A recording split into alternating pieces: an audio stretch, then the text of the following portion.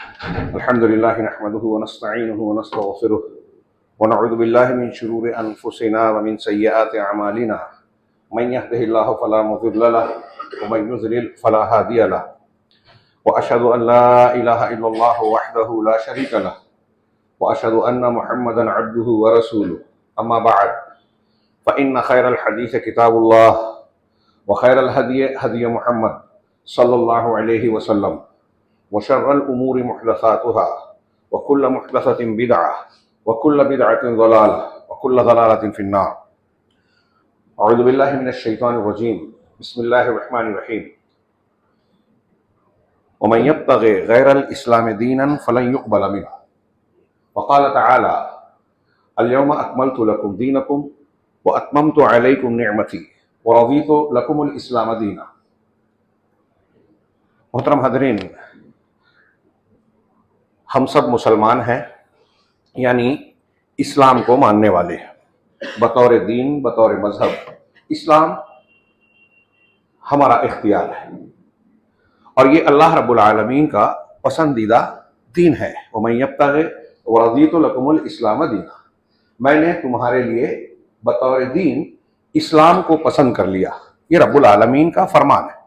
اور دوسری جگہ ارشاد فرمایا کہ اس دین اور اسلام کے علاوہ، اس کی تعلیم سے ہٹ کر اس کے خلاف اگر کوئی شخص کوئی چیز اختیار کرتا ہے عقیدے میں، عبادت میں، اپنی زندگی کے اصول کے طور پر، تو اللہ رب العالمین کے یہاں وہ قابل قبول نہیں ہوگا. وَمَن يَبْتَغِ غَيْرَ الْإِسْلَامِ دِينًا، جو دین کے اعتبار سے اسلام کے علاوہ کسی چیز کو چاہے گا، لفظی ترجمہ قرآن کی آیت کا، کسی اور چیز کو چاہے گا بطور دین، اسلام کے علاوہ کسی اور چیز کو چاہے گا، فَلَن يُقْبَلَ مِنْهُ، تو وہ اس سے کبھی قبول نہیں کیا جائے گا. اور آخرت میں اگلی آیت کا ٹکڑا ہے، وہ بہت نقصان اٹھانے والا ہوگا، خسارے میں ہوگا.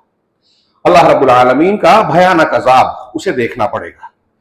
اسلام کی بنیاد کیا ہے؟ ہم دو شہادت سے اسلام میں داخل ہوتے ہیں، لا الہ الا اللہ ایک، دوسرے محمد رسول اللہ. یہ دو گواہیاں ہیں. لا الہ الا اللہ اسلام ہے، محمد رسول اللہ سمجھ لیجئے سنت ہے. اہل علم نے کہا کہ اسلام اور سنت یہ دو چیزیں ایک دوسرے سے کبھی جدا نہیں ہو سکتی. لا الہ الا اللہ کو جو میں اسلام کہہ رہا ہوں، یہ میرا اپنا قول نہیں ہے، علماء سلف میں کئی لوگوں کا قول ہے اور اس کے تقاضے کا مفہوم ہے کہ لا الہ الا اللہ جب ہم کہتے ہیں، بنیاد ہے ہمارے دین کی، تو ہم اپنے آپ کو اللہ رب العالمین کے حوالے کر رہے ہیں کہ عبادت کے لائق صرف اور صرف اللہ ہے. جب ہم نے یہ مانا تو اس کا مطلب یہ ہوا کہ ہم بندگی کے سارے ظاہری باطنی اعمال اقوال کو اللہ رب العالمین کے حوالے کر رہے ہیں، اس کے لائق اور اسی کے لیے خاص کر رہے ہیں، اس کے لائق مانتے ہیں کہ وہی ہے ہمارا معبود، اس کی عبادت کی جائے گی اور ویسے ہی کی جائے گی جیسے اس نے بتایا اپنی شریعت کے مطابق.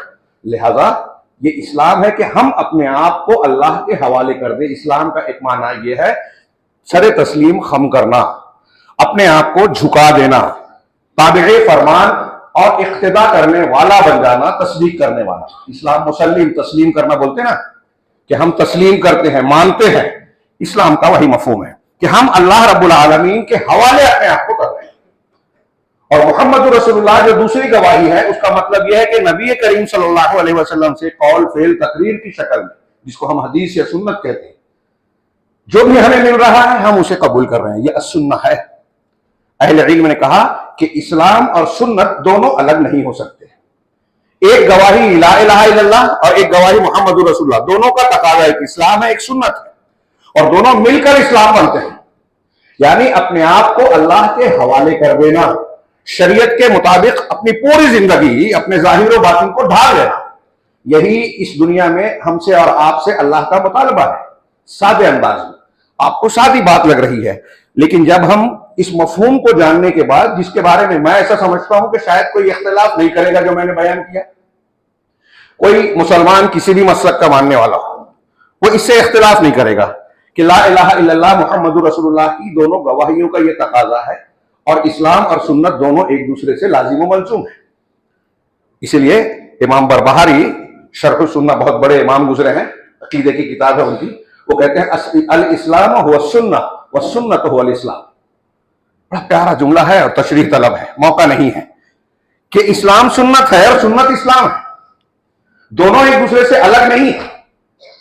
اب اس کی تشریح کرتے ہوئے یا اس کی تعبیر کے اعتبار سے ہم مسلمانوں کی عملی زندگی پر نظر ڈالیں، آج اپنا جائزہ لے لیں، تو ایسا محسوس ہوتا ہے کہ یہ بات جو میں نے کہی، اور میں کہہ رہا ہوں کہ کسی کو اختلاف نہیں ہو سکتا، یہ بات مسلمانوں کا بڑا طبقہ مانتا ہی نہیں ہے عملی شکل میں۔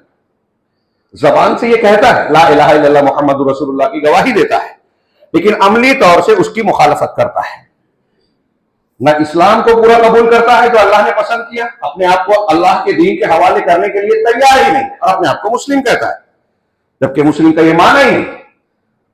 آج کل ایک طرف ہوتے ہیں نا، ایک طرف چوری کرتے ہیں اور دوسری طرف اپنے آپ کو ایماندار بتاتے ہیں، بس ایسے ہی مسلمانوں کا حال ہے کہ ایک طرف ہم قرآن و حدیث کی، شریعت کی، اللہ اور رسول اللہ صلی اللہ علیہ وسلم کی مخالفت کرتے ہیں، اور دوسری طرف یہ ظاہر کرتے ہیں کہ ہم اپنے آپ کو ان کے حوالے کر رہے ہیں۔ اللہ کے نبی جناب محمد رسول اللہ صلی اللہ علیہ وسلم ہر خطبہ جمعہ میں، خطبۃ الحاجہ میں ایک جملہ بار بار صحابہ کرام کے سامنے دہراتے تھے، کل محدثۃ بدعہ وکل بدعۃ ضلالہ، اور وکل ضلالۃ، دین میں ہر نئی چیز بدعت ہے، گمراہی ہے، ہر نئی چیز بدعت، کل بدعۃ کل محدثۃ بدعہ، ہر نئی چیز بدعت ہے اور ہر بدعت گمراہی۔ بعض روایتوں میں آتا ہے کہ ہر گمراہی جہنم میں لے جائے گا۔ یہ بالکل واضح ہے، ہر جمعہ میں اللہ کے نبی صلی اللہ علیہ وسلم کا اس بات کو دہرانا کیا بے مطلب ہے؟ اللہ کے نبی صلی اللہ علیہ وسلم ایک بات کہہ رہے ہیں، ایک مرتبہ کہیں تو بہت اہمیت ہو گئی اس کی ایک مسلمان کے لیے کہ نبی نے فرمایا، یہ تو ہر جمعہ کو دہرا رہے ہیں، اور کس کے سامنے؟ صحابہ کے سامنے۔ صحابہ کرام میں بدعت پیدا ہونے کا کوئی امکان تھا؟ سوال ہی نہیں تھا، پھر بھی آپ دہراتے تھے، کیوں؟ کہ دین کی بنیاد اپنے بچوں کو یاد کرائیے، ذہن نشین کرائیے، اپنے آپ کو دماغ میں بٹھائیے۔ نبی کریم صلی اللہ علیہ وسلم یہ بالکل پختگی کے ساتھ ہر مسلمان کے دل و دماغ میں بٹھانا چاہ رہے ہیں، پختگی سے، کہ آپ جو اعمال اور دین کے کام کر رہے ہیں اس میں یہ بنیاد کبھی نہ بھولیں کہ دین کی فإن خیر الحدیث کتاب اللہ وخیر الہدی ہدی محمد، سب سے بہترین بات اللہ کی کتاب ہے، اللہ کی کتاب کے مقابلے میں کوئی دوسری بات اچھی ہو ہی نہیں سکتی، اور خاص طور سے اگر اس کے خلاف، اور سب سے بہترین طریقہ محمد صلی اللہ علیہ وسلم کا ہے۔ اب حضرت عیسیٰ اور موسیٰ علیہ السلام کا طریقہ بھی اگر محمد صلی اللہ علیہ وسلم کے مقابل آ جائے تو قابل قبول نہیں ہے، تو فلاں امام، فلاں بزرگ، فلاں پیر صاحب، فلاں دادا پردادا، کیا مطلب؟ سب سے بہترین طریقہ محمد رسول، تو قرآن اور حدیث ہو گئی ہے، سب سے بہترین بات اللہ کی بات، سب سے اچھا طریقہ رسول کی بات، یہ ایک ہو گیا قرآن، ایک ہو گئی حدیث، اور اس کے مقابل ہر نئی چیز بدعت۔ یہ دین کا مصدر ہے، اس کو ہمیشہ یاد رکھیے گا، کبھی بھولیے گا نہیں کہ اللہ رب العالمین کے ہاں جب آپ نے اپنے آپ کو حوالے کر دیا تو وہی چیز قبول ہوگی جو اللہ تعالیٰ کے پاس سرٹیفائیڈ ہو، مہر لگائی ہوئی ہو، اور وہ اللہ کا کلام ہے، رسول کی سنت ہے، صحابہ کا طریقہ ہے۔ اب اس سے ہٹ کر اگر کوئی چیز ملتی ہے تو وہ دین کی نئی چیز ہے، دین میں نئی چیز ہے، اور نئی چیز گمراہی ہے، بدعت ہے۔ بدعت جہنم کے راستے پہ لے جانے والی ہے، جنت کے راستے پہ نہیں، اور یہ بدعت دین کی شکل میں آنے والی۔ اتنی بڑی بات ہے، اگر جمعہ کے خطبے کا وقت ہوتا تو میں تھوڑا سا بدعت پر بھی ڈالتا کہ کتنے نقصانات ہیں بدعت کے۔ بدعت اللہ اور اس کے رسول، دو تین جملے سے بول رہا ہوں، ایک جملہ بھی آپ نے دماغ میں بٹھا لیا کافی ہے کہ اللہ اور رسول کی مخالفت ہے۔ جب ایک آدمی بدعت ایجاد کرتا ہے یا بدعت پر عمل کر رہا ہے تو رسول کی اور اللہ کے دین کی مخالفت کر رہا ہے۔ کوئی مسلمان اسے پسند کرے گا؟ بدعت شرک کا پیامبر ہے، جو بدعت کا اختیار کرتا ہے وہ شرک اور کفر کے راستے پہ چل رہا ہے۔ اکثر بدعتی آپ کے یہاں آپ کو شرک ضرور ملے گا۔ بدعت اللہ کے دین میں ایسی چیز کو اختیار کرنا ہے جس کی اجازت اللہ نے نہیں دی۔ یہ ایک جملہ ہے، قرآن کی آیت ہے اس پہ۔ بدعت جو ہے اللہ کے دین میں وہ بات کہنا ہے جس کی اللہ نے اجازت نہیں دی، اور اللہ پر بغیر علم کے بات کہنا ہے۔ بدعت کا انجام بہت برا ہے، بدعت کرنے والے کا عمل قبول نہیں ہوتا، بدعت سے توبہ رک جاتی ہے، اللہ رب العالمین توبہ قبول نہیں کرتا۔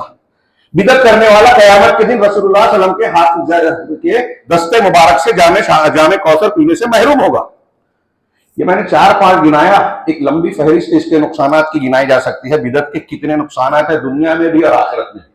اللہ رب العالمین کی مدد نہیں ملتی، اللہ کا عذاب آتا ہے۔ فَلْيَحْذَرِ الَّذِينَ يُخَالِفُونَ عَنْ أَمْرِهِ أَن تُصِيبَهُمْ فِتْنَةٌ أَوْ يُصِيبَهُمْ عَذَابٌ أَلِيمٌ۔ یہ ایک آیت میں اکثر کہتا ہوں یہ مسلمانوں کے برے حالات فلسطین سے لے کر ہمارے ملک تک دیکھ لیجئے، ایک آیت کی روشنی میں رکھتے کہ مسلمانوں پر فتنے اور مصیبت آنے کی بنیادی وجہ کیا ہے۔ اللہ تعالیٰ نے صاف فرمایا کہ جو رسول کے حکم کی مخالفت کرتے ہیں، یعنی سنتوں سے ہٹتے ہیں، بدعتوں کو اختیار کرتے ہیں، انہیں ڈرنا چاہیے کہ اللہ تعالیٰ کی طرف سے فتنہ ہے یا دردناک عذاب۔ فتنے کی دو تفسیریں کی گئی ہے، ایک شرک اور کفر سے، اور ایک یہ کہ دنیا کا عذاب، یعنی رسول کی حکم کی مخالفت کرو گے تو اللہ تعالیٰ عذاب ڈالے گا، غاصب یہودی مسلط ہوں گے، سنگھی مسلط ہوں گے، ظالم حکمراں مسلط ہوں گے، بے روزگاری، بھوک مری، آپس کا جھگڑا اور نہ جانے الگ الگ قسم کے عذاب اور پریشانیاں، سب فتنہ ہے۔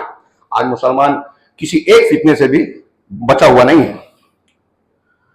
یہ بنیاد دماغ میں رکھیے اور موضوع پر آتے ہیں کہ اس تناظر میں ہم جب دیکھتے ہیں تو بڑا تعجب ہوتا ہے، بہت ہی تعجب ہوتا ہے۔ یہ جو میں نے بنیاد بیان کی اس سلسلے میں ایک قول امام بربہاری کا ہی ہے۔ شیخ نے کہا کہ ایک بات جان لو کہ لا یتم اسلام عبد حتی یکون متبعا مصدقا مسلما، کہ کوئی آدمی کسی بندے کا اسلام پورا نہیں ہو سکتا ہے، مسلمان ٹھیک سے ہو ہی نہیں سکتا جب تک کہ وہ متبع نہ ہو، اللہ اور رسول کی اتباع کرنے والا، اللہ کی رسول کی اتباع کرنے والا، تصدیق کرنے والا، تسلیم کرنے والا، اپنے آپ کو حوالے کر دے۔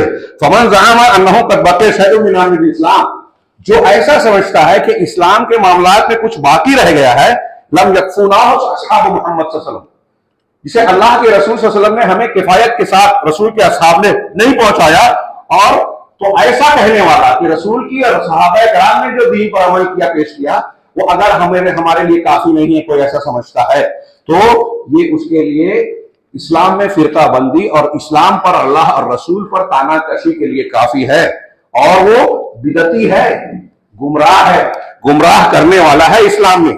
ہاں، اسلام میں ایسی چیز کو اختیار کرنے والا ہے جو اس کا حصہ ہے ہی نہیں، غیر اسلام کو اختیار کر رہا ہے تو قبول ہوگا کیا؟ من عمل عملا لیس علیہ امرنا فہو رد، جس نے کوئی بھی ایسا عمل کیا جس پر ہمارا حکم نہیں ہے، اللہ کے رسول نے فرمایا ہمارا حکم نہیں ہے، وہ رد ہے۔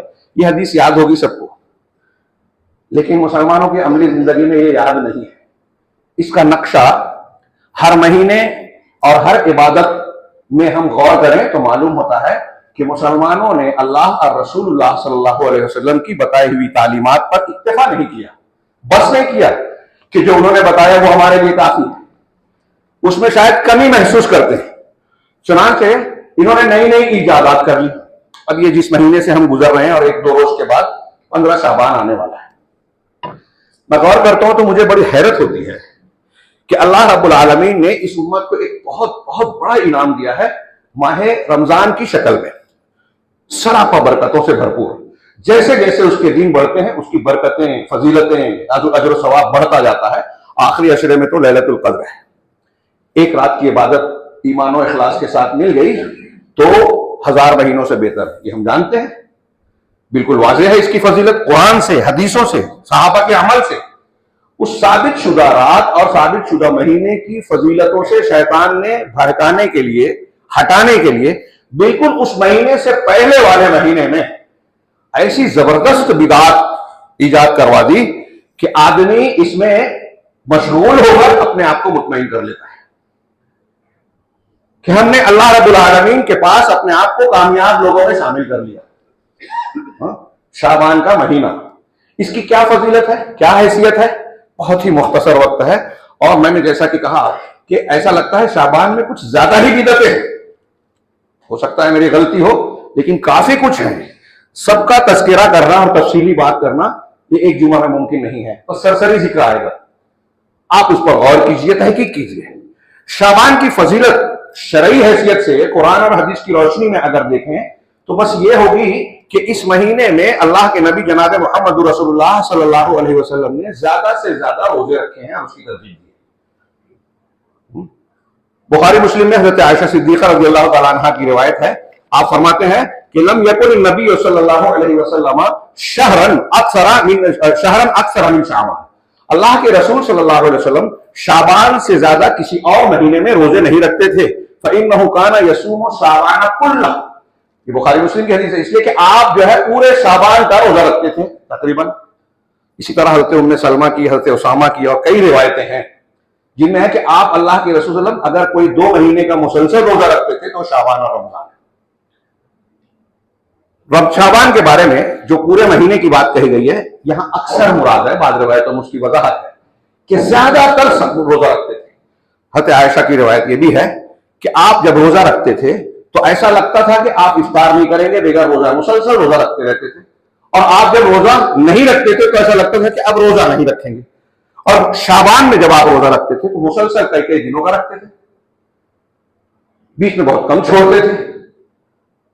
یہ اللہ کے نبی صلی اللہ علیہ وسلم کی سنت ہے. تو اسامہ کی روایت میں یہ بھی ہے کہ میں اس میں زیادہ روزہ اس لیے رکھتا ہوں کہ اس مہینے میں بندوں کے اعمال اللہ کی طرف اٹھائے جاتے ہیں. یہ ایک فضیلت ہوئی. میں یہ چاہتا ہوں کہ میرے اعمال جب اللہ کی طرف پیش ہوں تو میں حالت صوم میں ہوں، روزے کی حالت میں رہوں. یہ میں نے جو بہت ہی مختصر بیان کیا، روزہ یہ رکھ سکتے ہیں. ایک روایت ہے جس کے صحیح ہونے میں کلام ہے، محدثین ہی کچھ صحیح اور کچھ ضعیف کہتے ہیں، کہ اللہ کے نبی صلی اللہ علیہ وسلم نے نصف شعبان کے بعد روزہ رکھنے سے منع کیا رمضان کی تیاری کے لیے. لیکن صحیح حدیث میں جو مسلم شریف کی ہے کہ اللہ کے رسول نے فرمایا کہ رمضان شروع ہونے سے 1 یا 2 دن پہلے کوئی روزہ نہ رکھے، الا یہ کہ کسی کی عادت ہو، جیسے پیر اور جمعرات کا روزہ رکھتا ہے یا کوئی عادت والا ہے تو وہ رکھ سکتا ہے. 15 شعبان کے بعد وہ بھی رکھ سکتے ہیں جن کا روزہ پچھلے رمضان میں چھوٹا ہوا تھا. حضرت ام المومنین اللہ کے ام المومنین حضرت عائشہ کہتے ہیں کانا یکون علیہ الصوم من رمضان فما استطيع ان اقضي الا في شعبان، کہ میرے اوپر رمضان کے روزے باقی رہتے تھے. خواتین کے لیے یہ مسئلہ اہمیت کا حامل ہے. عورتوں کو مخصوص ایام میں جب وہ ناپاکی کی حالت میں ہوتی ہے تو روزہ چھوٹ جاتا ہے، تو انہیں اگلے رمضان سے پہلے کبھی بھی رکھنا ہے. تو حضرت عائشہ کہتی ہیں کہ میرے جب روزے چھوٹتے تھے رمضان کے تو میں پورے سال میں نہیں رکھ پاتی تھی لیکن شعبان میں رکھ پاتی تھی. اب جب اگلا رمضان شروع ہونے والا ہے اس سے پہلے رکھ لیا جائے. اگلا رمضان شروع ہونے تک خواتین سن لیں، مائیں بہنیں، کہ اگر نہیں رکھا ہے تو اس پہ پھر کفارہ بھی، فدیہ بھی ہوگا اور روزہ بھی ہوگا، جیسا کہ اہل علم نے نصوص سے استنباط کر کے بیان کیا ہے. تو اللہ کے حضرت عائشہ کہتی ہیں کہ میں شعبان میں رکھتی تھی، تو ان کے لیے بھی رکھا جا سکتا ہے استثنائی طور پر. کوئی عادت والا ایام 20 کے روزے رکھتا ہے یا 3 دن کے جو روزے رکھتا ہے، کیا پیر اور جمعرات کے روزے رکھتا ہے، اگر وہ دن آ گئے تو وہ بھی رکھ سکتا ہے. تو ایک چیز شعبان کی فضیلت کے اعتبار سے جو عمل قرآن و حدیث سے یا اللہ کے نبی صلی اللہ علیہ وسلم سے صحابہ سے ثابت ہے وہ ہے روزہ رکھنا، کہ زیادہ سے زیادہ روزہ رکھا جائے. اور یہ رمضان کی تیاری ہے. رمضان کی تیاری کے لیے روزہ رکھا جائے، اپنے آپ کو نیکی کا عادی بنایا جائے، توبہ استغفار کیا جائے، اللہ سے دعا کی جائے کہ اللہ تعالیٰ ہمیں آنے والے رمضان کی برکات اور فضیلتوں سے محروم نہ فرمائے. یہ سلف کا طریقہ بھی تھا اور رمضان کی تیاری کا تقاضا ہے. یہ فضیلت ہو گئی ہے. اب اس کے مقابلے میں کیا کیا گڑھا گیا، بدعتوں کی یلغار ہے. اگر میں ہلکا ہلکا تذکرہ بھی کروں تو سب کا ذکر نہیں ہو پائے گا شاید. سب سے پہلے بنیادی چیز کہ اس رات کو لیلۃ القدر کے مقابلے میں بنا دیا گیا، کھڑا کر دیا گیا. اور ایک شاذ قول کی بنیاد پر جو حضرت اکرمہ ایک تابعی ہے، سورہ دخان کی جو آیت ہے، اللہ رب العالمین کا فرمان انا انزلناہ فی لیلۃ مبارکہ، ہم نے اس قرآن کو مبارک برکت والی رات میں نازل کیا. تو اس کو حضرت اکرمہ کہتے ہیں کہ یہ برکت والی رات 15 شعبان کی ہے. 15 شعبان کی ہے. ابھی میں آگے بیان کروں گا. اس کو شب برات بعد میں نام دیا. ابتدائی دور میں اس کو شب برات کوئی مسلمان صحابہ، تابعین، تبع تابعین، ائمہ کسی نے نہیں کہا. لیلۃ البراء نہیں کہا. تو اکرمہ کا یہ قول ہے، لیکن اہل علم نے اس کا شدید رد کیا اور کہا کہ یہ بہت غلط بات ہے، قرآن کے خلاف ہے.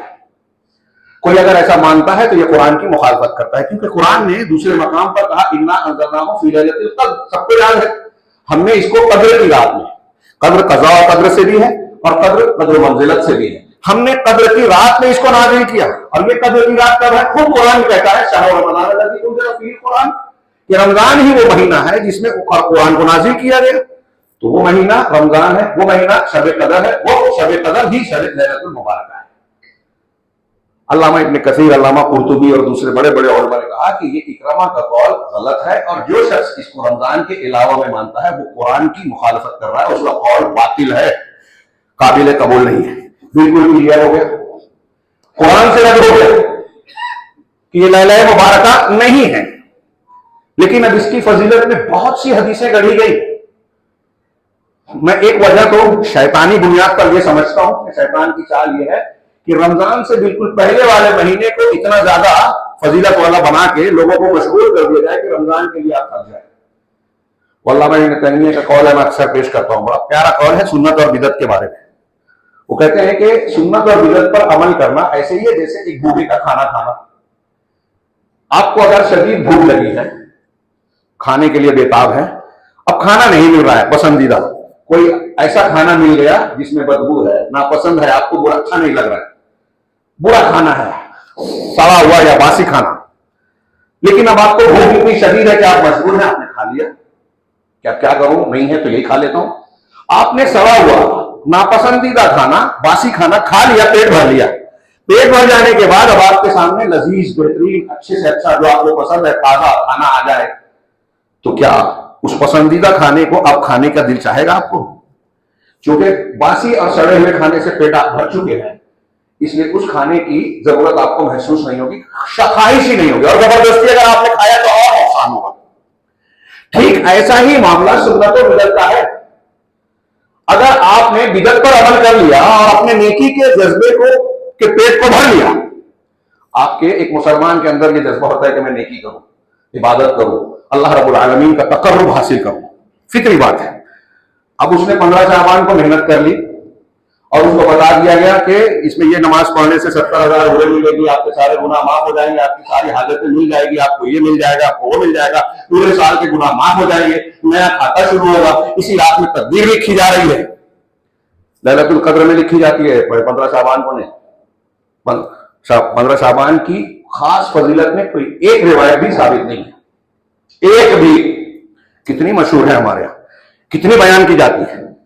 تو جب یہ فضیلتیں سن لیا، آدمی نے رمضان 15 شعبان کی رات میں محنت کر لی تو رمضان کے لیے اس کا پیٹ بھرا ہوا ہے. باسی کھانا کھا کے بدعت کا عمل پر عمل کر کے سنت پر عمل کرنے کی اس کو جو ہے طلب اور اس کا جذبہ ختم ہو گیا. یہ میں ایک نقصان یہ سمجھتا ہوں کہ ایک وجہ یہ ہے جو شیطان نے لگایا رمضان شعبان میں بدعتوں میں، کہ اس بدعت میں لگ کے آپ رمضان کی سنتوں میں جو ہے سست پڑ جائیں. پیٹ بھرا رہے گا تو کھائیں گے نہیں، باسی کھانا کھا لیا ہے سڑا ہوا، نقصان دینے والا، تو تازہ اچھا مفید کھانا، صحت بنانے والا کھانا کھانے کی خواہش ہی نہیں ہے. اور آپ دیکھ لیجیے 15 شعبان کو محنت کرنے والے شب قدر کو سوتے ہیں، عید کی تیاری کرنے میں بازار کرتے ہیں. انا للہ و انا الیہ راجعون. عید کی تیاری نیکیوں سے، عبادت سے ہوتی ہے. ہمارے یہاں لوگ مادے سے کرتے ہیں اور سمجھتے ہیں کہ 15 شعبان کو تو ہم نے سب نپٹا دیا. دوسری وجہ کہ 15 شعبان ہی کیوں، اس کی وجہ آپ کھنگالیں گے تو پتہ چلے گا کہ یہ بھی روافظ اور صوفیوں کی ایجاد ہے. رافضیوں کی اور صوفیوں کی. ہمارے یہاں بمبئی سے اور اس علاقے کے جو ہے گھر کا نہیں پتا، جو اخبارات شائع ہوتے ہیں اردو کے، آپ دیکھیے گا 15 شعبان کو، اس سال بھی دیکھیے گا 2-3 دن ہے، منگا کے دیکھیے گا، انٹرنیٹ کا زمانہ ہے، آسانی سے دیکھ سکتے ہیں. اس میں شیعوں کی طرف سے اشتہار آتا ہے بڑا بڑا پورے پیج کا کہ 12ویں امام، امام زمان، امام غائب جن کو کہتے ہیں، جن کے بارے میں ان کا عقیدہ ہے کہ وہ 12ویں امام بھاگ کے ایک غار میں چھپ گئے ہیں، سور رمن رہا کے غار میں، جن کے پاس اصلی قرآن ہے. اور یہ جو قرآن ہمارے ہاتھ میں ہے اس کا 1/3 بھی نہیں ہے. نعوذ باللہ، یہ جھوٹا عقیدہ، غلط عقیدہ ہے، روافظ کا عقیدہ ہے. اور قرآن یہ اصلی نہیں ہے، یہ شیعوں کے ہاں ایک مسلمہ عقیدہ ہے. آپ سے کہیں نہ کہیں تقیہ کرے الگ بات، 1 2 5 7 100 200 نہیں، 5000 سے زیادہ شیعوں کی امہات الکتب میں یہ روایتیں موجود ہیں کہ قرآن میں ہر طرح کی تحریف ہوئی ہے. ابوبکر صدیق، عمر فاروق اور صحابہ نے اس میں آگے بھی کیا، پیچھے بھی کیا، تبدیلی بھی کیا، لفظ بھی بدلا. 5 قسم کی تحریفیں کی ہیں. کچھ غائب کر دیا، کچھ بڑھا دیا، کچھ آگے کر دیا، کچھ پیچھے کر دیا. وہ کہتے ہیں کہ سورہ فاتحہ میں سے کم کر دیا، ان کی اذان میں بھی تبدیلی ہے. سورہ احزاب کہتے ہیں سورہ بقرہ سے بڑی تھی، اس میں اہل بیت کے مناقب تھے، ابو حنیفہ اور ابو بکر نے رضی اللہ عنہ نے اس کو حذف کر دیا. یہ شیعہ ہیں.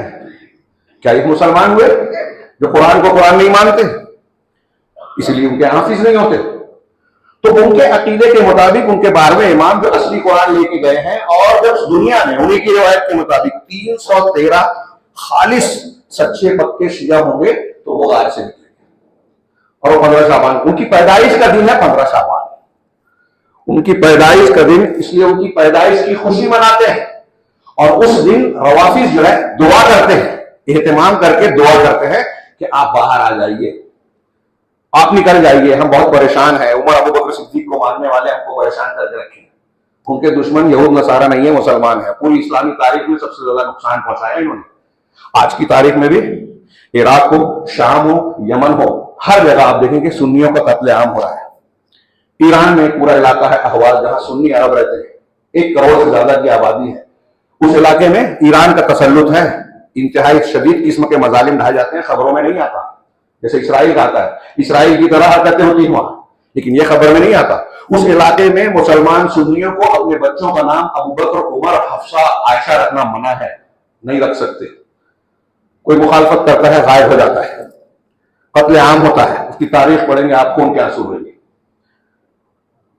سقوط بغداد ہو، حضرت حسین کا قتل ہو، مسلمانوں پر آنے والی جو بھی استاد و تاریخ اسلام ہے، یہ نئی نئی تنظیمیں پیدا ہوتی ہیں، آپ کو ان کے اندر روافظ کا ہاتھ ملے گا۔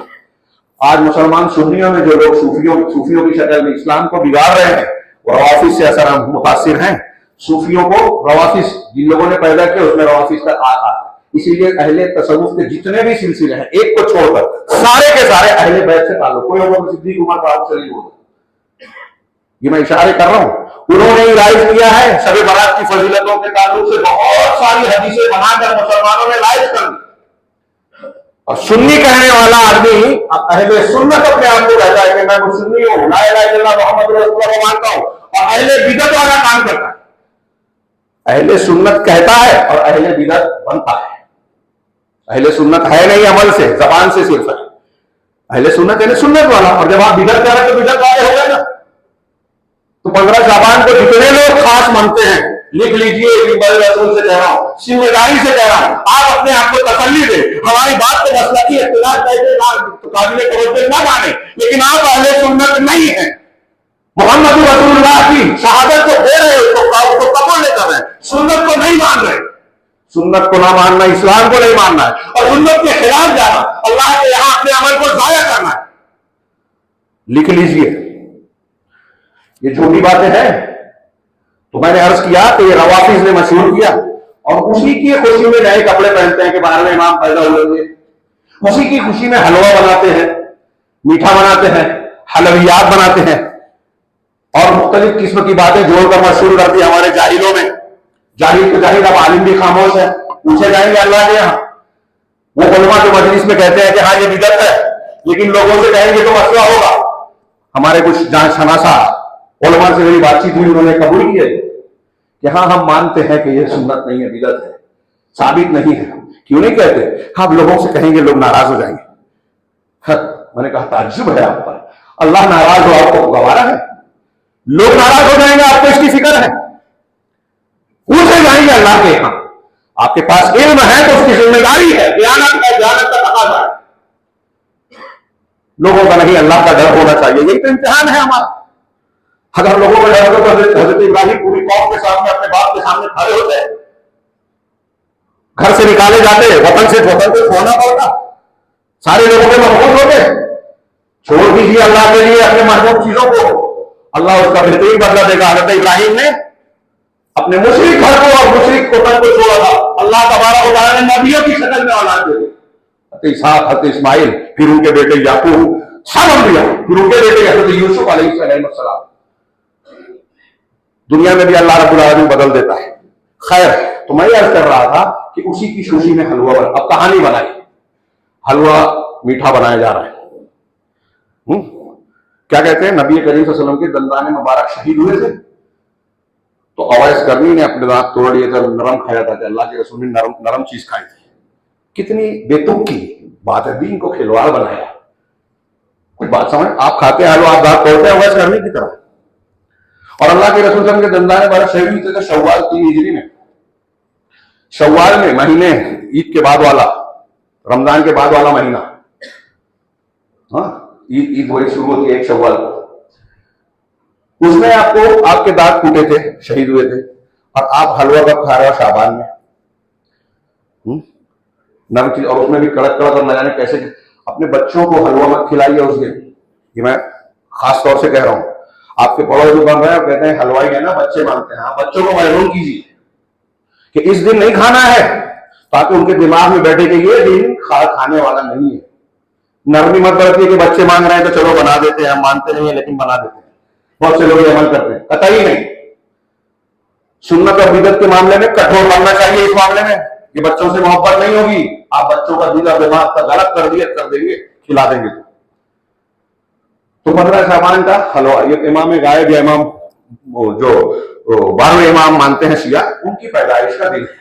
اب اس رات میں جو خرافات ہوتی ہیں بہت کم وقت بچا ہے، ہاں میں سرسری سے تذکرہ ہی کر سکتا ہوں۔ ایک نماز ایجاد کی گئی، اس کی کئی حدیثیں بنائی گئی، ہاں جس کو صلاۃ الفیہ عربی میں کہتے ہیں، ہمارے یہاں اردو میں ہزاری نماز کہتے ہیں۔ ہزاری کیسے؟ اس کے تعلق سے روایت ہے، حضرت علی سے اللہ کے رسول نے کہا، فلاں سے کہا کہ اس میں جو رات میں نماز پڑھی جائے، 100 رکعت نماز پڑھی جائے، ہر رکعت میں سورہ فاتحہ پڑھ کے جو ہے 10 مرتبہ قل اللہ احد پڑھا جائے، تو قل اللہ احد 1000 مرتبہ ہو جاتا ہے۔ اس طرح یہ ہزاری نماز ہے۔ جس نے ایسی یہ نماز پڑھ لی، اس کو جو چاہے گا اللہ تعالیٰ دے گا، اور الگ الگ فضیلت ہے کہ جنت میں مرنے سے پہلے اس کو جنت میں اپنا ٹھکانہ دکھا دے گا، 70 حوریں ملے گی، الگ الگ روایتوں میں یہ ہے۔ بتائیے، یہ روایت جو ہے تمام محدثین کے نزدیک یہ من گھڑت اور جھوٹی حدیث ہے۔ علامہ ابن قیم کہتے ہیں کہ جو سنت اور صحیح حدیثوں کو خوشبو پا لیتا ہے، مجھے تعجب ہے کہ وہ ایسی حدیثوں کو کیسے قبول کر سکتا ہے، ایسی جھوٹی روایتوں پر کیسے عمل کر سکتا ہے۔ سن 448 میں ابو ابن ابی الحمرا نام کے ایک شخص ہے، نابلس کا، وہ بڑا اچھا قرآن پڑھتا تھا، اس نے بیت المقدس میں قرآن پڑھا، نمازیں پڑھی، لوگ اس کے ساتھ اکٹھا ہوئے، لمبی روایت ہے، کہ ایک آدمی 2 آدمی پڑھا تو بھیڑ جم گئی، اس نے پہلی مرتبہ پڑھا، پھر دوسرے سال بھی اس طرح عمل کیا، یہ رواج بن گیا۔ 448 میں، 5ویں صدی میں، 400 سال کے بعد، نہ اللہ کے رسول صلی اللہ علیہ وسلم نے بتایا، نہ صحابہ نے کیا، نہ تابعین نے کیا، نہ امامان دین نے کیا، نہ محدثین جانتے تھے۔ اور میں نے کہا اس کو لیلۃ البراء یا شب برات بھی آپ کسی ابتدائی دور کی کتاب میں نہیں پائیں گے۔ نجات کا معنی کہتے ہیں، اور کس وجہ سے کہتے ہیں کہ حضرت عائشہ کی روایت ترمذی کی، حضرت عائشہ صدیقہ نے ایک دن اللہ کے رسول صلی اللہ علیہ وسلم کو گم پایا، تلاش کرنے گئی، جب بقی میں پایا، اللہ کے رسول نے بعد میں ان سے کہا کہ کیا تم یہ سمجھتے ہو کہ تم پر اللہ اور اس کے رسول ظلم کریں گے؟ حضرت عائشہ نے کہا کہ میں نے سمجھا کہ آپ اپنی بعض ازواج کے پاس گئے ہوں گے۔ کہا نہیں، میں بقی گیا تھا اللہ کے رسول، اس لیے کہ آج 15 شعبان ہے، اور اس رات میں اللہ تبارک و تعالیٰ قبیلہ بکر کی، قبیلہ کلب کی بھیڑوں کے بالوں کے برابر لوگوں کی بخشش کرتا ہے۔ امام ترمذی رحمہ اللہ نے اس حدیث کو نقل کرنے کے بعد کہا کہ میں نے امام بخاری، ان کے استاذ ہیں، پوچھا یہ حدیث تو کہا کہ یہ ضعیف ہے، اہل علم نے اس کو منکر، ناقابل حجت، انتہائی ضعیف حدیث قرار دیا۔ اس کے بالمقابل ایک دوسری حدیث ہے جس میں ہے کہ حضرت بریرہ کو بھیجا اللہ کے رسول کو ڈھونڈنے کے لیے اللہ تعالیٰ حضرت عائشہ نے، تو انہوں نے ان کو بقی میں پایا۔ بعد میں آپ نے بتایا کہ مجھے حکم دیا گیا تھا کہ میں بقی جاؤں اور وہاں کے مدفون لوگوں کے لیے دعا کروں۔ اس میں 15 شعبان کا ذکر نہیں ہے۔ ایک روایت ہے کہ اللہ تبارک و تعالیٰ 15 شعبان کی رات جو ہے اہل دنیا کی طرف جھانک کر دیکھتا ہے، اور ان میں مشرک اور مشاہد جو اپنے کسی مسلمان بھائی سے کینہ نفرت رکھتا ہے، اس کو چھوڑ کر باقی سب کی مغفرت کرتا ہے۔ علامہ البانی نے اس کو حسن کہا، باقی تمام محدثین اس کو ضعیف کہتے ہیں۔ اور اگر مان بھی لیا جائے اسے تو اس میں عمل کہاں ہے کوئی؟ علامہ البانی کہتے ہیں کہ یہ اس رات کی اتنی فضیلت ہوئی کہ اللہ تبارک تعالیٰ جھانک کر دیکھتا ہے، بس کوئی عمل، کوئی نماز اس سے ثابت نہیں ہوتی۔ اور وہ بھی کہتے ہیں کہ 15 شعبان کی رات میں کسی نماز کا، کسی خاص عمل کا کوئی ثبوت نہیں۔ جس حدیث میں یہ ہے کہ اس کے دن میں روزہ رکھو اور رات میں نماز پڑھو، وہ بھی ضعیف ہے یا موضوع اور منگڑ ہے۔ اس میں ایک نماز اور بتائی جاتی ہے، ایک نماز اور بتائی جاتی ہے، میں نے ہمارے یہاں سنا ہے، یہاں کتابوں میں نہیں پڑھا، ہمارے یہاں پرچیوں میں لوگ بانٹتے ہیں، ہمارے شہر مالیگاؤں میں، صلاۃ قضاء عمری، عمر بھر کی قضا کی نماز۔ عمر بھر کی قضا کیسے، کیا مطلب؟ تو اس کی تشریح یہ کرتے ہیں کہ اگر سال بھر آپ کی نماز چھوٹی ہے، سال بھر میں آپ نے فرض نمازیں چھوڑی ہیں، تو اس دن ایک خاص نماز 4 رکعت پڑھ لیں گے تو وہ سارے نمازوں کا تصفیہ ہو جائے گا، تلافی ہو جائے گی، ہے نا شارٹ کٹ جنت کا. تو میں کہتا ہوں کہ یہ تو بے نمازی بنانے والی نماز ہے. ہاں لوگوں کو آپ یہ تعلیم دے رہے کہ بے نمازی بن جاؤ, نماز مت پڑھو, 15 شعبان کو یہ 4 رکعت پڑھ کے سارا معاملہ نپٹانا پڑ جائے گا, شارٹ کٹ جنت کا. تو اللہ کے نبی صلی اللہ علیہ وسلم نے جو تعلیمات دی ہے اس سے یہ چیزیں کہیں بھی میل نہیں کھاتی. یہ بھی انتہائی غلط چیز ہے, بدعت ہے, ایجاد بندہ ہے. ایک چیز یہ بیان کی جاتی ہے, 2 باتیں ہیں اس میں شارٹ میں دونوں ملا کے بیان کر رہا ہوں, 2 منٹ بچے ہیں, کہ اللہ کے نبی صلی اللہ علیہ وسلم, لوگ کہتے ہیں کہ یہ 15 شعبان کو ہم اگر اس سے پہلے کوئی آدمی ہمارے گھر کا مر گیا ہے تو اس کی روح بھٹکتی ہے, اور ہم اس دن اس کی قبر پر ایک خاص عمل کر لیں, پسندیدہ کھانے بنائیں, حلوے ملیدے اور نہ فلاں چیزیں, اور یہ عمل کر لیں, دعا پڑھ لیں, تو وہ روحوں میں مل جاتی ہے. اس پر وہ خوشی کا اظہار کرتے ہیں, ان کی قبروں پر آ کے وہاں روتے ہیں, اپنے گھر کے حالات بیان کرتے ہیں. ہاں عورتیں رونا روتی ہیں کہ تمہارے جانے کے بعد ایسا ہو گیا ویسا ہو گیا, قبر پر بیان کرتے ہیں, اور پھر روحوں میں مل جانے پر خوشی کا اظہار کرتے ہیں کہ روح ہمارے گھر کی روح مل گئی. ایک یہ معنی. دوسرا ایک یہ چیز بیان کرتے ہیں کہ 15 شعبان جو ہے وہ روحوں کی عید ہے. اس دن آپ کے گھر کے رشتہ دار جو انتقال کر چکے ہیں ان کی روحیں واپس لوٹتی ہیں, اور انہی کی خوشی میں بہت سے لوگ کھانا پکاتے ہیں, جو مرنے والے کو پسند تھا وہ پکا کے بعض لوگ اس کو چھتوں پہ رکھتے ہیں. جیسے ہمارے یہاں ہندوؤں کا عقیدہ ہے, اور ہمارے یہاں کچھ بریلوی بھی مانتے ہیں کہ اگر آپ ہر جمعرات کو اپنے مرنے والے کے پسندیدہ کھانے کو چھت پہ رکھیں گے تو کوے کی شکل میں آ کے اس کی روح کھاتی ہے. انا للہ و انا الیہ راجعون. یہ جو تینوں چیزوں میں نے بیان کی, یہ ہندوانہ عقیدہ ہے. اسلامی عقیدے سے اس کا دور دور تک کوئی تعلق نہیں ہے, بلکہ اسلامی تعلیم کے بالکل خلاف ہے.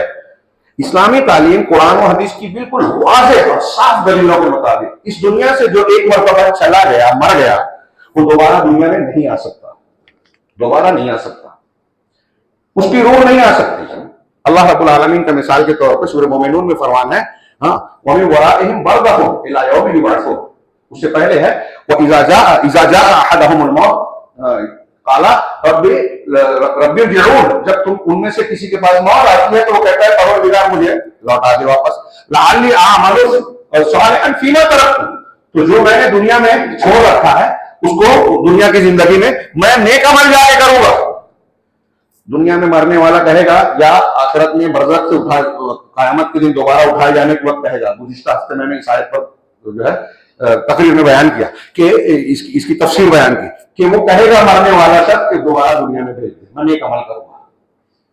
تو اللہ رب العالمین کی طرف سے جواب ہوگا کلا, ایسا نہیں ہو سکتا, ناممکن, ہرگز نہیں. انہا کلمۃ ہوا قائلها, یہ بس ایک بات ہے جو وہ کہہ رہا ہے. ایک تو یہ کہ وہ کہہ رہا ہے ہوگا نہیں, اور اگر ہم نے دیکھ بھی دیا تو وہ اچھا کام نہیں کرے گا. یہ دونوں مطلب ہے. آگے اللہ نے فرمایا وَمِن وَرَائِهِمْ بَرْزَخٌ, مرنے والے کے پیچھے برزخ ہے, ایک آڑ ہے, پردہ ہے, إِلَىٰ يَوْمِ يُبْعَثُونَ, دوبارہ زندہ کیے جانے تک. یعنی یہ جو بیچ ہے دنیا کی زندگی اور آخرت میں دوبارہ زندہ کیے جانے والی زندگی, اس کے درمیان میں یہ برزخ ہے. قیامت تک یہ اس کے بعد سے لوٹیں گے نہیں. قرآن کہہ رہا ہے. قرآن کی میں نے ایک آیت پیش کی, ایک حدیث کی طرف اشارہ کر لوں اور بات کو ختم کروں سمیٹو. اللہ تبارک اللہ کے رسول صلی اللہ علیہ وسلم نے شہدائے احد کے بارے میں بیان کیا کہ جب یہ شہید جنت میں اللہ سبز پرندوں کے عالم میں گھوم رہے تھے تو انہوں نے, اللہ نے ان سے پوچھا, شہید ہو جانے کے بعد پوچھا کہ کیا تم چاہتے ہو کچھ اور تم کو چاہیے؟ تو انہوں نے کہا کہ اللہ تعالیٰ ہم نے جو چاہا تھا, جو خواہش کی تھی, اس سے بڑھ کر ہمیں مل گیا, اب ہماری کوئی خواہش نہیں ہے. یہ جنت ہے میرے بھائی. دنیا میں ایک آدمی کو کتنا بھی مل جائے پیٹ بھرتا ہی نہیں. دنیا کا 1 نمبر کا 2 نمبر کا بن جائے, ہمارے یہاں دیکھیے اڈانی اور یہ وہ پھر بھی خرید رہے ہیں, پیٹ مار رہے ہیں لوگوں کا. ملٹی نیشنل کمپنیوں کی بھوک مرتی نہیں. دنیا میں کتنا بھی مل جائے خواہشات ختم نہیں ہوتی. اور جنت میں جانے کے بعد خواہشات ختم ہو جائیں گی. وہ کہیں گے کہ نہیں, جو ہم چاہتے تھے اس سے بڑھ کے ملا, اب کوئی تمنا نہیں ہے.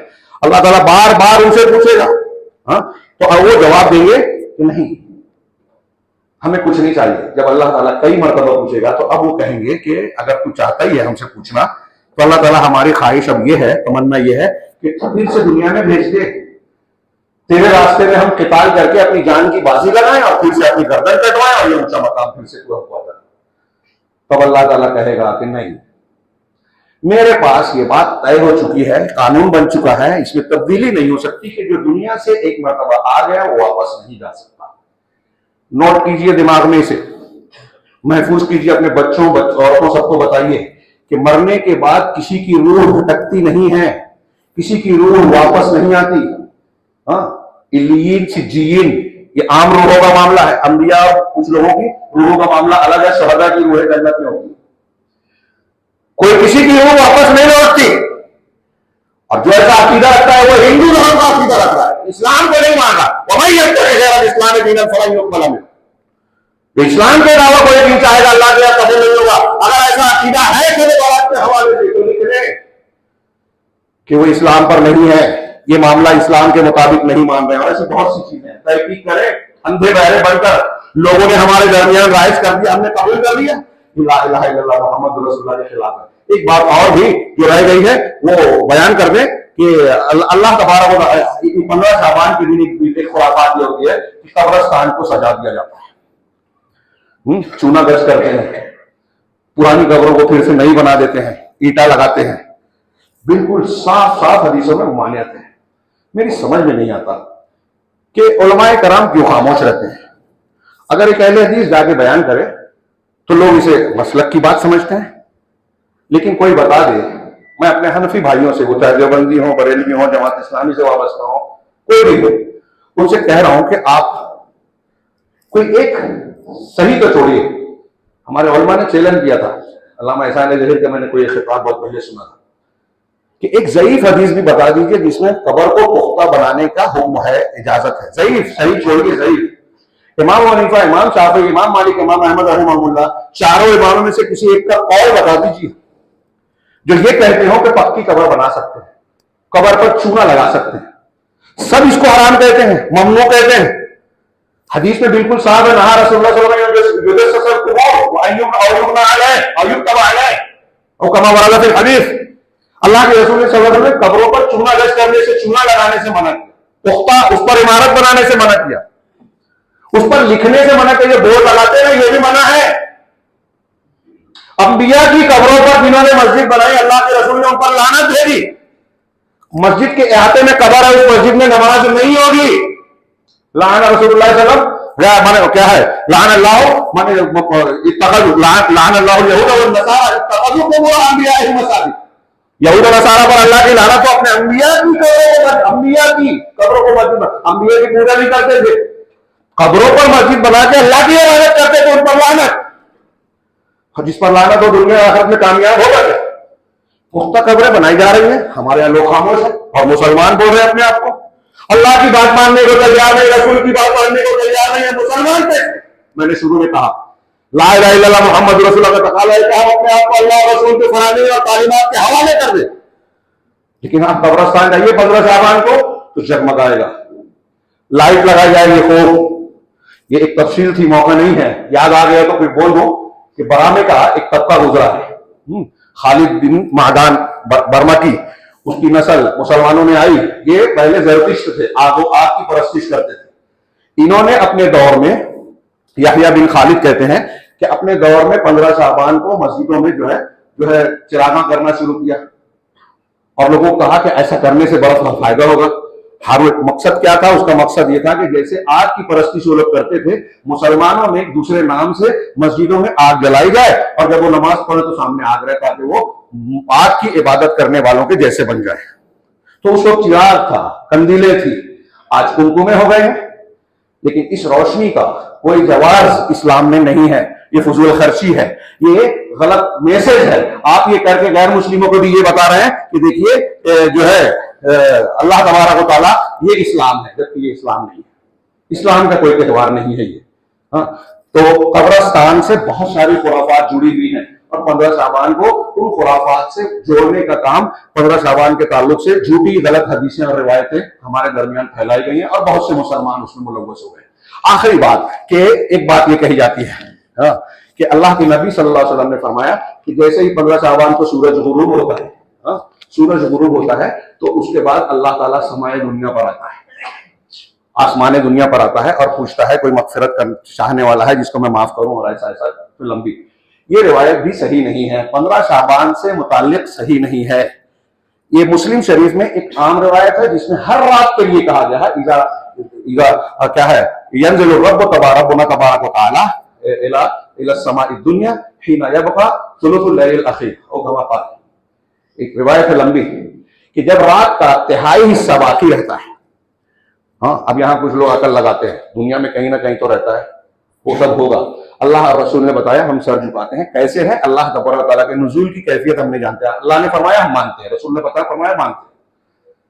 تو اللہ تبارک و تعالیٰ ہر رات کے جب تہائی رات باقی رہتی ہے تو سمائے دنیا پر نزول فرماتا ہے اور کہتا ہے کوئی مغفرت طلب کرنے والا جسے میں معاف کروں، ہے کوئی حاجت مند جو حاجت طلب کرے جس کی حاجت کو میں پورا کروں، ہے کوئی ایسا جو بیمار ہے شفا چاہتا ہے میں اس کو دوں۔ ہر رات کے تہائی رات جب باقی رہتی ہے یہ روز اللہ کا فضل بڑھتا ہے۔ اگر ہم چاہتے ہیں کہ ہماری حاجتیں اور ضرورتیں پوری ہوں تو تہجد کے وقت اٹھیے۔ ہمارے اسلاف کا ایک طریقہ تھا، پریشان ہوتے تھے، مصیبت میں گرتے تھے۔ میں اپنی ماں بہنوں سے اور سارے بھائیوں سے کہوں گا کہ کوئی تکلیف آئے نا، پریشانی آئے تو یہاں وہاں دکھڑا اور رونے سے زیادہ اہم یہ ہے کہ آپ رات میں تہجد کے لیے اٹھیں، تنہائی میں اللہ کو یاد کیجیے، لائیے، گناہوں سے توبہ کیجیے اور مانگیے، دیکھیے کیسے پورا نہیں ہوتا۔ جائز ضرورت ضرور پوری ہوگی، وہ ضرورت اگر اللہ کی تقدیر میں آپ کی اس کی حکمت کے خلاف ہوگی تو اس کے بدلے میں اللہ رب العالمین اجر دے گا، لیکن قبول ہوگی تو ہر رات کے لیے ہوتا ہے، 15 شعبان کے لیے یہ خاص نہیں ہے۔ تو یہ روزانہ کا اہتمام کیا جائے اور اس بارے میں خاص طور سے لحاظ کیا جائے کہ اس مہینے سے ہم اپنے ذہن و دماغ کو، اپنے گھر کو، اپنے بچوں اور عورتوں کو تیار کریں کہ رمضان المبارک کا استقبال کیا جائے، اس کے لیے تیاری کریں۔ آج سے عبادات کی عادت ڈالیں، آج سے جو ہے اپنا ذہن بنائیں کہ رمضان میں پورے طریقے سے ہم اپنے آپ کو قرآن کا انسان بنانے کی کوشش کریں گے، اللہ رب العالمین کی اطاعت و فرما برداری کرنے والا بنیں گے۔ اور یہ اطاعت و فرما برداری مسلم اس وقت آدمی ہوگا جب قرآن اور حدیث کی تعلیمات کے حوالے اپنے آپ کو کرے۔ اس کے مقابلے میں دنیا کا کوئی بھی انسان، وہ ہوا میں اڑتا ہو، پانی پہ چلتا ہو، آگ میں بیٹھ کر کھیلتا ہو، کرامت کھیلتا ہو، اگر اللہ اور رسول کے خلاف کوئی بات کہتا ہے ہم نہیں مانیں گے۔ اور اگر آپ ایسا مانتے ہیں تو 15 شعبان کے دن آپ کو کوئی ایسا عمل نہیں کرنا چاہیے جو اللہ اور رسول اللہ صلی اللہ علیہ وسلم سے ثابت نہیں ہے۔ آپ یہ بھی نہیں کہہ سکتے کہ ہم کو معلوم نہیں تھا، آپ کو معلوم کرنا پڑے گا۔ معلوم نہیں ہے تو عمل کیوں کر رہے ہو؟ کوئی کہتا ہے کہ ہمیں علم نہیں ہے، لوگ کر رہے ہیں۔ ہم کو یہ کہا گیا کہ اللہ رسول نے یہ کہا ہے کہ لوگوں کو جو کرتے تھے وہ کرو، نہیں، یہ کہا ہے اطیعوا اللہ و اطیعوا الرسول، اللہ کی اطاعت کرو اور رسول کی اطاعت کرو، اور اللہ اور رسول کی بات کو مانو کہ دنیا اور آخرت کی کامیابی ملے گی۔ اللہ رب العالمین سے دعا ہے کہ وہ ہمیں دنیا اور آخرت میں کامیاب ہونے کی توفیق عطا فرمائے، اس راستے پر چلنے کی توفیق دے جو دنیا اور آخرت کے فوائد اور کامیابی کو ہمارے دامن میں سمیٹتا ہے اور اس کا حقدار بناتا ہے، اور ایسی چیزوں سے، بدعت، خرافات سے، فتنوں سے ہمیں پروردگار محفوظ رکھے جو اللہ رب العالمین کو ناراض کرنے والی ہیں اور دنیا اور آخرت میں عذاب سے، رسوائی سے دوچار کرنے والی ہیں، جس سے آج مسلمان دوچار ہے۔ پروردگار ہمیں ان سب چیزوں سے محفوظ رکھے۔ اقول قولی ھذا واستغفر اللہ لی ولکم سائر المسلمین وصلی اللہ علی نبینا محمد۔ بارک اللہ لنا ولکم فی القرآن المجید ونفعنا وإیاکم بالآیات والذکر الحکیم انہ تعالی جواد کریم ملک غفور رحیم۔